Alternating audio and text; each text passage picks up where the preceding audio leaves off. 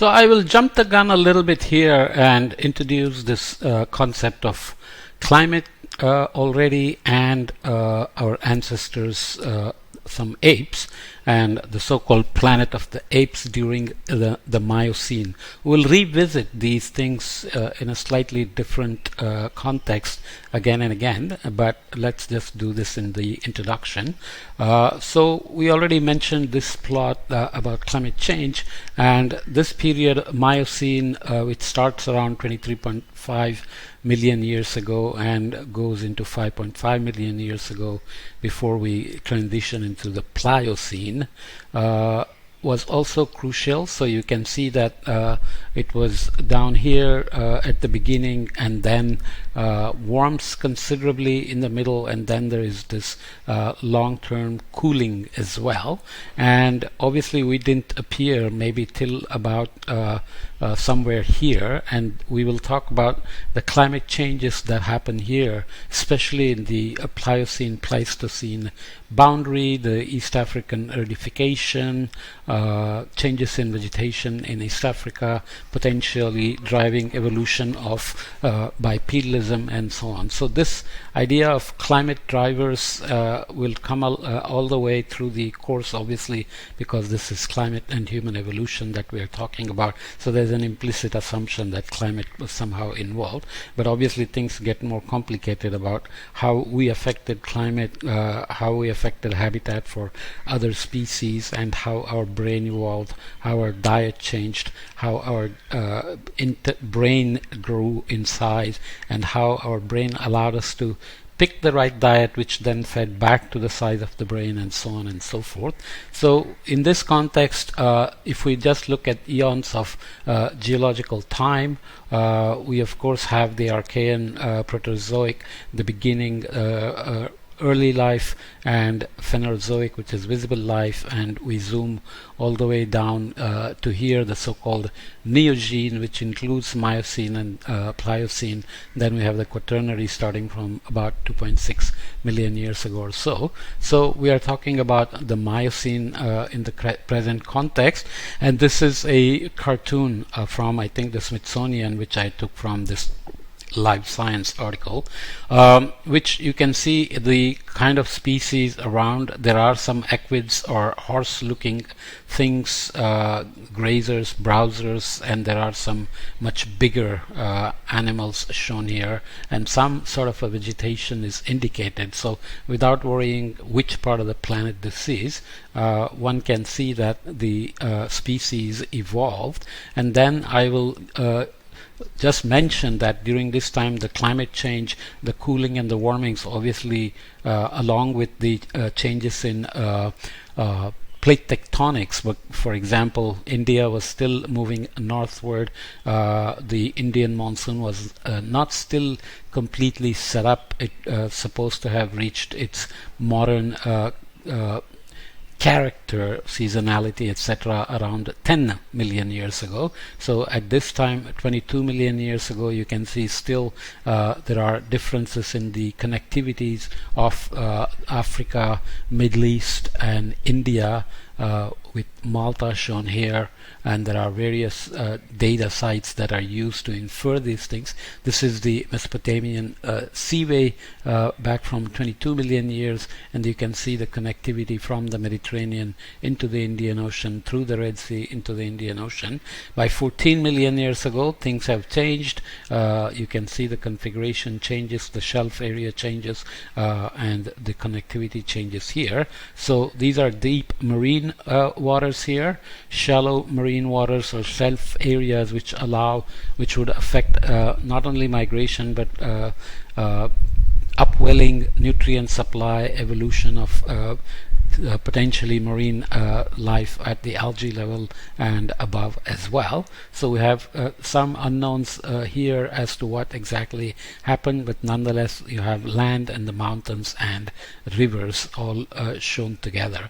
The main point to remember is that through the Miocene, which went through 23.5 million years ago to 5.5 million years ago, still had active plate tectonics and changes in not only climate but also land bridges, sea level changes, and so on. So these are from FR hotspot volcanism, neodymium, South Aegean arc. So you can see 1, 3 here, and 2 is here.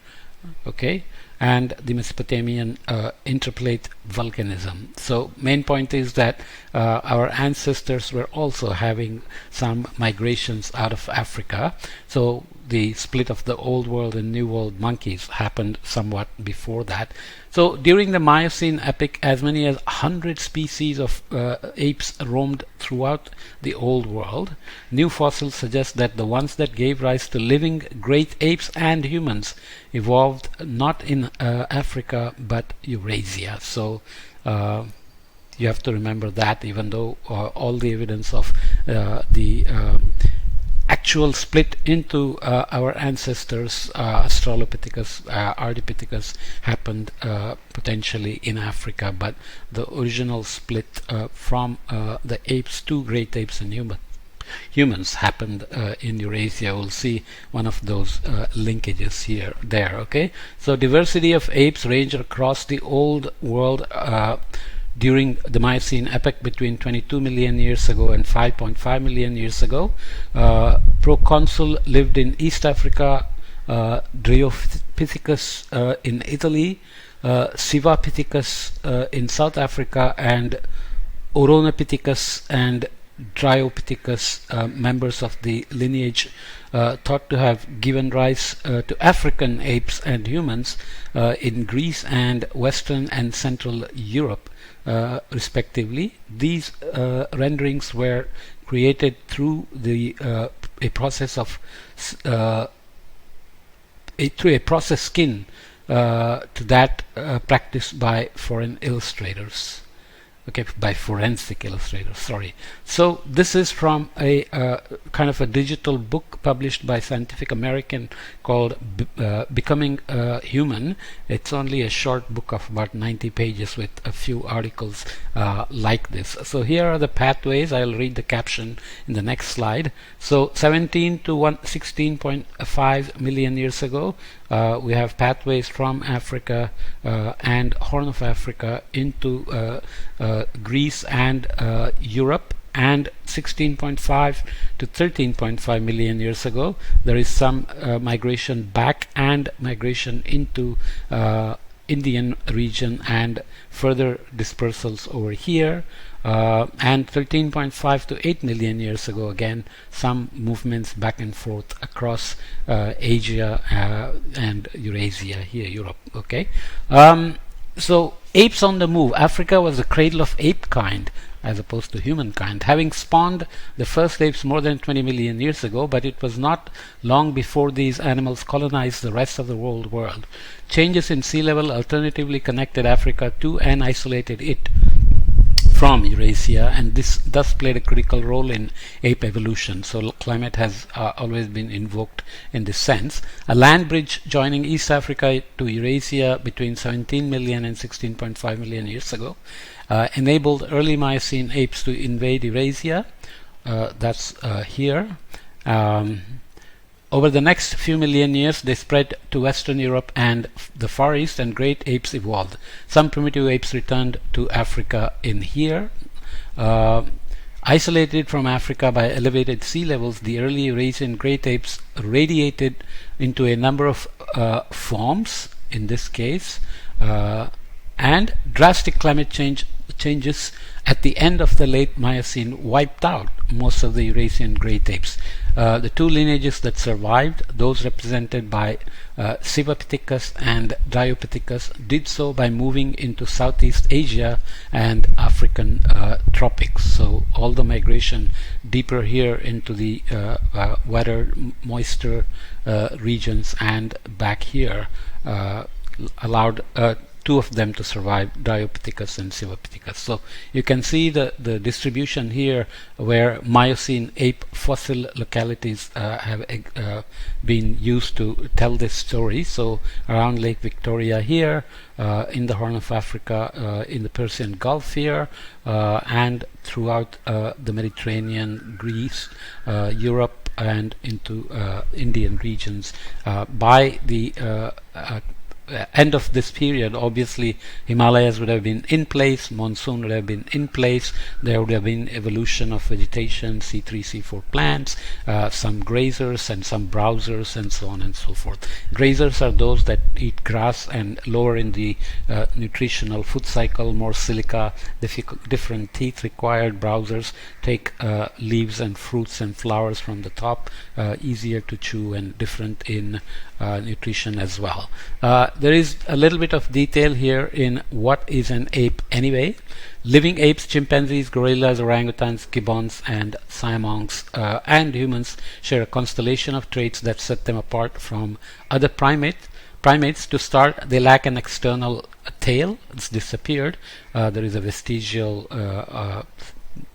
tail at the end of the spine in many of them, which is more important than it may sound, because it means that the torso and limbs must meet certain requirements of movement formally executed by the tail. So the tail's function got removed and adjustments happened.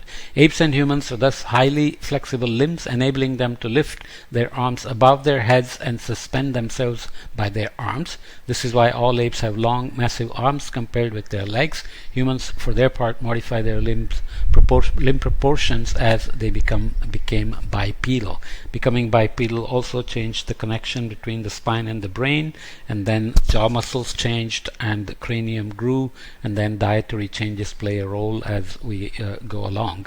For the same reason, all apes have broad chests, short lower backs, mobile hips and ankles, powerfully grasping feet, and a more vertical posture than other primates have. So I won't read all these things, but basically the classification of a number of other early Miocene apes, including Limnopithecus, Ranguapithecus, Micropithecus, Calipithecus, and Nyanzapithecus, has proved trickier because a lack of diagnostic postcranial remains. These creatures might instead be more primitive primates that lived before old world monkeys and apes and went their separate evolutionary ways. I consider them apes mainly because of the ape-like traits in their jaws and teeth. Okay, so we will also have to, of course, worry about what makes us human and what makes some animals, and what then makes us modern humans as opposed to archaic humans, and so on and so forth, which we will come back to and look at. So looking again at the family tree,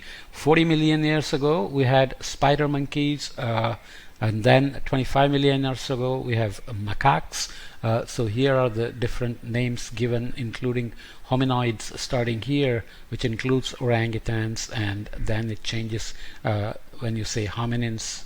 So hominoids, hominids, and hominins are all terminologies which include different members of the great apes and us.